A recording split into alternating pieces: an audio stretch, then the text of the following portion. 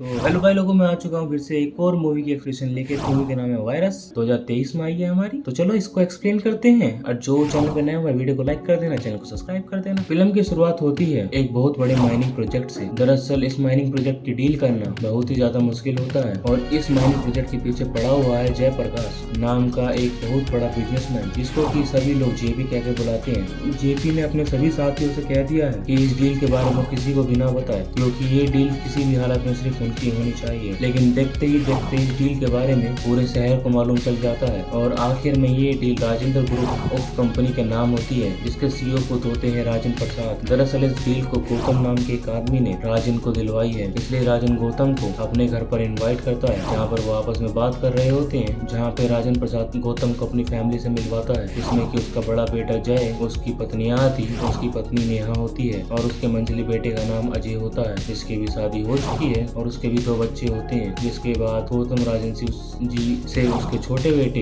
के बारे में पूछते हैं, तो यहाँ पे राजन जी उनको बताते हैं वो हमारे साथ नहीं रहता है। और यहीं पे ये सीन कट होता है और हमको नेक्स्ट सीन दिखाया जाता है, जिसके बाद सीधा ही राजन जी के बेटे को दिखाया जाता है, वो छोटे वाले, जो कि राजन सिंह के साथ नहीं रहता है, जिसका नाम विजय होता है। दरअसल विजय अपने पिता के साथ इसलिए नहीं रहता क्योंकि वो हमेशा अपनी मनमानी करता है, लेकिन विजय अपनी माँ की कॉन्टेंट में रहता है और हमेशा उनसे बातें करता रहता है। हालांकि विजय की माँ अपने पति से चोरी छुपे विजय से बात करती है और विजय को घर छोड़े लगभग 7 साल हो चुके हैं और अब वो खुद का कुछ करना चाहता है। दरअसल विजय ने खुद की एक अपनी ऐप बनाई थी, जिसका नाम है मैप माई फूड, जो कि ट्रेन के यात्रियों के लिए होती है। ट्रेन में बैठा हुआ कोई भी शख्स जब ऐप को खोलेगा और खाना ऑर्डर करेगा तो अगले ही स्टेशन पर उसको खाना मिल जाएगा। तो इस ऐप के लिए उसको ढेर सारी फंडिंग चाहिए होती है, जो कि उसके पास तो नहीं होती। जिसके बाद कहानी 7 साल पीछे शिफ्ट होती है और यहाँ पर हमको बताया जाता है कि आखिरकार विजय ने घर क्यों छोड़ा था। दरअसल राजेंद्र प्रसाद के 3 बेटे हैं और उनमें से 2 बेटे हमेशा राजेंद्र प्रसाद की बात मानते हैं, लेकिन तीसरा बेटा विजय राजेंद्र प्रसाद की कोई भी बात नहीं मानता है। दरअसल वो खुद का कुछ करना चाहता है।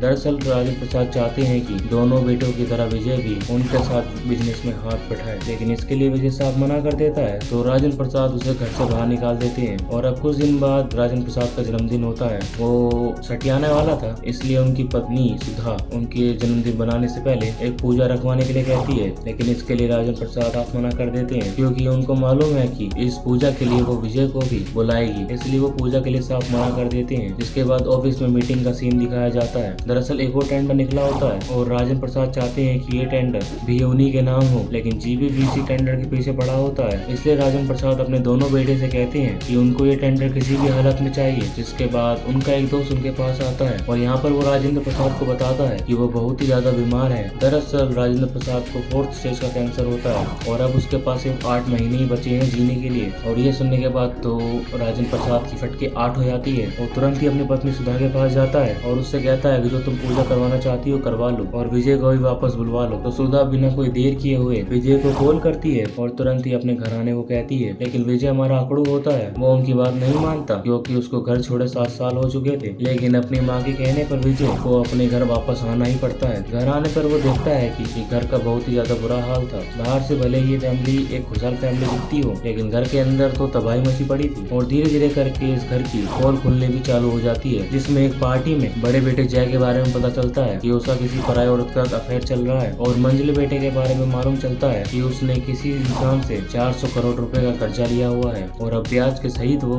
550 करोड़ हो चुके हैं। और दूर से सब कुछ जेपी देख रहा होता है और इनकी सारी प्रॉब्लम को पूरी तरीके से समझ भी चुका था। जिसके बाद एंट्री होती है हमारे फिल्म की हीरोइन रश्मिका की, जिसका फिल्म में भी नाम रश्मिका ही है। वैसे दोनों के नाम चेंज नहीं हुए, एक का नाम है थैलेपति विजय, तो इस मूवी में विजय नाम है और हीरोइन का नाम रश्मिका और मूवी में भी रश्मिका है। दरअसल रश्मिका जय की पत्नी आरती की बहन होती है और यहाँ पर उसको भी मालूम चल चुका है कि जय का किसी पराई औरत का अफेयर है, इसलिए वो आरती से मिलने के लिए आती है और यहाँ पर कुछ दिन गुजारती है। इसके बाद उसकी मुलाकात होती है विजय से और यहाँ पर वो विजय को बताती है जब उसकी दीदी और जीजा जी की शादी हुई थी उसी दिन से वो विजय को पसंद करती है और यहाँ पर वो उससे अपने प्यार का इजहार भी करती है। अब राजेंद्र प्रसाद एक बहुत बड़ी मुश्किल में फंस चुका था क्योंकि उनके दोनों बेटे ही अपने बिजनेस को संभालने के लिए लायक नहीं थे और इसी चीज को लेकर जेपी बहुत ही ज्यादा खुश होता है और वो राजेंद्र प्रकाश की कंपनी के कुछ टेंडर के डाटा भी लीक हो जाते हैं और जेपी के द्वारा उनको पता चलता है कि ये डाटा दरअसल में राजेंद्र प्रसाद के मंझले बेटे जय ने लीक किया था। तो ये सुनने के बाद और राजेंद्र प्रसाद पूरी तरीके से दंग रह जाता है। तो अब इस कंपनी को चलाने के लिए राजेंद्र प्रसाद के दिमाग में बस एक ही शख्स का नाम आ रहा था और उसका नाम है हमारा विजय, क्योंकि विजय ही वो आदमी है जिसने अभी तक राजेंद्र प्रसाद को धोखा नहीं दिया है। जिसके बाद राजेंद्र प्रसाद जब अपने बेटे विजय से कहते हैं कि क्या वो बिजनेस को संभालेगा, जिस पे तुरंत ही विजय मना करके इस घर को छोड़कर जाने लगता है। लेकिन बीच रास्ते में राजेंद्र प्रसाद का दोस्त विजय को मिल जाता है और विजय को वो बताता है कि राजेंद्र प्रसाद को 4th स्टेज का कैंसर है और अब उनके पास सिर्फ 8 महीने ही बचे हैं। और ये सुनने के बाद तो विजय की कांडी फट जाती है और वो घर वापस आ जाता है और अपने पिता से कहता है कि वो बिजनेस को जरूर संभालेगा और आज के बाद इस घर को छोड़कर वो कभी भी नहीं जाएगा। और अगले ही दिन से विजय ऑफिस के लिए निकल पड़ता है, जहाँ पे वो ऑफिस के सारे काम को संभालने भी लगता है। और जब ये बात जय और अजय को मालूम चलती है तो वो पूरी तरीके से बौखला उठते हैं, क्योंकि उनको ऐसा लग रहा था कि आगे शायद बिजनेस को हम सभी संभालेंगे। लेकिन उनके पिता ने विजय को इस कंपनी का CEO बना दिया था, जो कि उन दोनों भाइयों को बिल्कुल भी पसंद नहीं था। इसलिए वो दोनों अपनी अपनी फैमिली को लेकर इस घर को छोड़कर चले जाते हैं। विजय के CEO बनने के बाद उसके ऊपर कई सारे हमले होते हैं, लेकिन विजय उन सभी मामलों को चुटकियों में ही सोल्व कर देता है। कुछ दिनों बाद बोर्ड ऑफ डायरेक्टर की एक मीटिंग होनी थी, जिसके द्वारा इस कंपनी के CEO को चुना जाना था। और CEO बनने का दावेदार था हमारा जय, क्योंकि कंपनी के सारे लोग जय की बात मानते थे और क्योंकि वो इतने सालों से इस कंपनी में काम कर रहा था, इसलिए वो जय की हर एक बात मानते थे। अब विजय के सामने प्रॉब्लम ये थी कि आखिरकार इन सारे लोगों को वो अपनी साइड पर कैसे करेगा। और तभी उसके दिमाग में एक आइडिया आता है और मीटिंग में बैठे हुए सारे लोगों की वो पोल पट्टी खोलना चालू कर देता है। इसलिए ना चाहते हुए भी उन सभी लोगों को विजय को ही CEO बनाना पड़ता है। अब कुछ दिन बाद हमको पता चलता है कि माइनिंग का जो टेंडर राजेंद्र प्रसाद की कंपनी के पास था, उसमें बोर्ड ऑफ डायरेक्टर की एक जगह खाली हो चुकी है और अब इस टेंडर को फिर से निकालने वाला था। और उसके पाने के लिए बड़े बड़े बिजनेसमैन भी इस रेस में उतर चुके थे। जो भी इस टेंडर को लेकर फंडिंग देगा वो टेंडर उसी के नाम हो जाएगा। और इस टेंडर को लेकर जेपी बहुत ही ज्यादा खुश होता है, क्योंकि उनके पास फंडिंग होती है, क्योंकि इनके पीछे किसी मित्तल नाम के आदमी का हाथ होता है और वो फंडिंग देने के लिए राजी हो चुका था। साथ ही हमको एक बात और पता चलती है कि जेपी के साथ अब अजय और विजय भी थे, क्योंकि वो अपने पिता की कंपनी का अगेंस्ट हो चुके थे। तो आगे हम देखते हैं कि ये टेंडर अब जेपी को मिलने वाला था और विदेश से मिस्टर मित्तल भी आ चुके थे। यहाँ पे मिस्टर मित्तल जेपी को बताते हैं कि ये पैसा वो नहीं दे रहा है, बल्कि उनके बॉस दे रहे हैं और वो भी मेरे साथ आए हुए हैं। और वो बॉस कोई और नहीं बल्कि विजय ही होता है। दरअसल ये सब कुछ विजय की ही चाल थी। उसको मालूम था कि ये सभी लोग मिस्टर मित्तल के भरोसे हैं। इसके बाद ये टेंडर विजय और उसकी कंपनी के हाथ लग जाता है। इसके बाद ये माइनिंग कंपनी फिर से चालू हो जाती है और काम धुआंधार तरीके से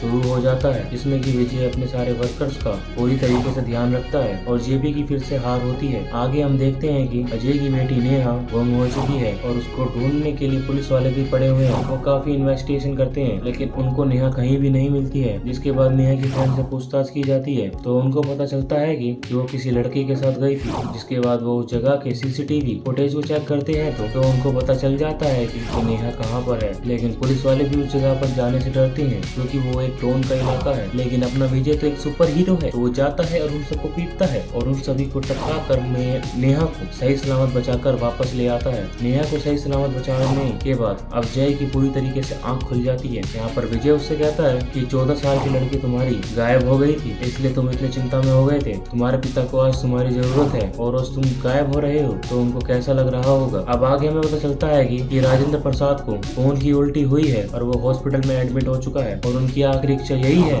कि मेरे परिवार के सारे लोग सभी साथ में रहें और मिलजुल कर खुश रहें। तो ये सुनने के बाद विजय तुरंत ही अजय के पास जाता है और उसको बताता है कि उसके पिता को 4th स्टेज का कैंसर है और अब उनके पास कुछ दिन ही बचे हैं। लेकिन इन सारी बातों का अजय पर कुछ भी फर्क नहीं पड़ता, इसलिए विजय उसे अपनी कंपनी से निकाल देता है। अब जेपी को मालूम है कि अजय कंपनी के कुछ शेयर पड़े हुए हैं, इसलिए जेपी उनसे वो शेयर को खरीदने की बात करता है। लेकिन अजय उन शेयर को बेचने से सब मना कर देता है। तो जेपी के गुंडे उसको मारने लगते हैं और जबरदस्ती साइन लेने लगते हैं। लेकिन तभी यहाँ पर एंट्री होते हैं हमारे सुपरस्टार और वो उनको भी धोता है। जिसके बाद वो जेपी से कहता है कि लालच की जिंदगी से सुकून की मौत ही बढ़िया है। वो कहता है कि ये जिंदगी हार जीत के लिए नहीं बनी है, अगर जीत नहीं है तो किसी के दिल को जीतो। उसके बाद अजय की भी आंखें खुल जाती हैं और सारी फैमिली विजय के साथ हो जाती है और सभी लोग मिलजुल कर साथ रहने लगते हैं और यही राजेंद्र प्रकाश की आखिरी इच्छा भी होती है। और आगे जाकर हम देखते हैं कि राजेंद्र प्रसाद की कुछ दिनों के बाद मृत्यु हो जाती है और यहीं पे हमारी मूवी भी खत्म हो जाती है। जिसको ये मूवी की एक्सप्लेनेशन पसंद आई हो यार, सब्सक्राइब कर देना चैनल को और वीडियो को लाइक भी कर देना।